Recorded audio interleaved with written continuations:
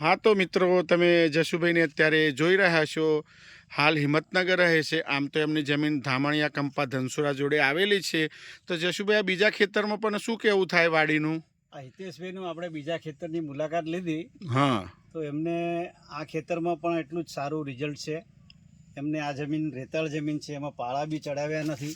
હા, એ પણ બતાવી એ દઉં। પણ તમે આપ જોઈ શકો છો। છતાં પણ એનો જે છોડનો વિકાસ છે, એની ગ્રીનરી જે છે એ ખૂબ સારી જોવા મળે છે।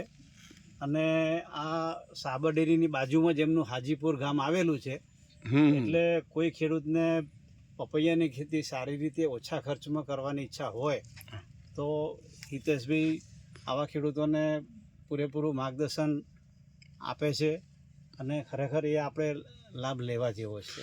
અને બીજું હાઈટ 5.5 મહિનામાં તમે જોઈ શકો છો। આ ખરેખર પપૈયાની જે હાઈટ છે એ હાઈટ અને એની તંદુરસ્તી જે છે, માલ બેસવાનો ને બધું માલ જે લાગ્યો છે, અને ફ્રૂટિંગ બી બિલકુલ ખરતું નથી। હા, એ પણ બહુ જોવા જેવી વસ્તુ છે। એટલે ખરેખર એમને જે આ જાત અનુભવ જે કર્યો છે પપૈયાની ખેતીમાં એ કરવા જેવો છે, અને ખૂબ જ તંદુરસ્ત વાડી દેખાય છે। એટલી બધી એની હાઈટ છે, અને જે આડેધડ કોઈ ખાતરનો રાસાયણિક ખાતરોનો એવો વપરાશ નથી કરેલો। હા, અને વોટર સોલ્યુબલ તો બિલકુલ નહીં। સોલ્યુબલ તો એમને બિલકુલ જોયું બી નથી। 52-34 મેં કહ્યું 52-34। હા, એને થેલીનો કલર પણ ખબર કે નથી। મારે જોવા જેવી છે દુકાનમાં 52-34। હા, એ પણ જોયેલી નથી। કેવી આવે છે? હા, અને સલ્ફર ને બધો અમે ઓર્થોગેડ વાપરીએ છીએ। જે કંઈ ખાતરોનો ઉપયોગ કર્યો છે તે એમને વડોદરા જે કંપની જે છે, અને ઓર્થોગ્રેડ કે જે જમીનને બિલકુલ બગાડે નહીં અને એનું પરિણામ સારું હોય એ પ્રકારના એમને ખાતર। હા, અને અરસિયા પણ આ જો માટી ખોદેલી, અળસિયા બી જોવા મળે હા, છે। આ અરસિયા માટી ખોદેલી પણ એટલો ખાતરોનો એટલો મિનિમમ ઉપયોગ કર્યો છે। હા, અને મેક્સિમમ એનું આઉટપુટ છે।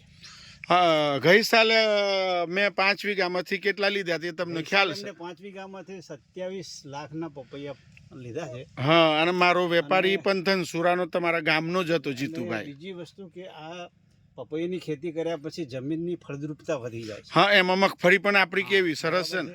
કારણ કે આખું જે આ એને પાડીને રોટરી મારી અને આ બધો જ જે લીલો પડવા તરીકે એનો ઉપયોગ થઈ જાય છે, બાયોમાસ બને છે આખું। હા, બાયોમાસ પછીનો જે બીજ પાક છે ને ખૂબ પાક સારો થાય છે।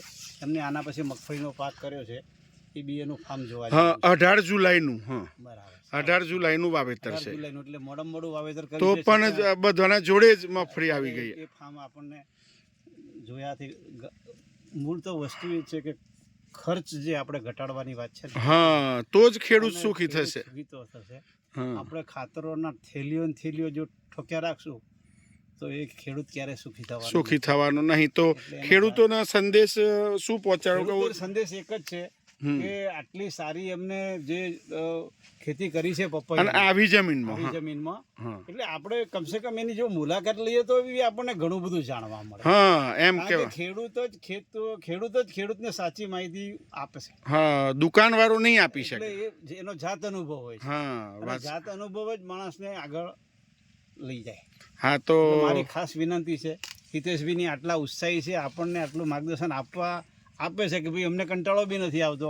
આટલા બધા દરરોજ મુલાકાતીઓ આવે છે છતાં પણ, હા, પર ડે 2 માણસો, તો બી એટલું ઇન્ટરેસ્ટથી આપણને એક ખેતરમાં તે બીજા ખેતરમાં એમની ગાડીમાં બેસાડીને લઈ જાય છે। હા, એટલે ખરેખર એમને બી અભિનંદનને પાત્ર છે। તો અહીંયા હું વિડીયો પૂર્ણ કરું। હા, તો હિતેશભાઈ ખૂબ ખૂબ આભાર। હા, હા, બરાબર, હા।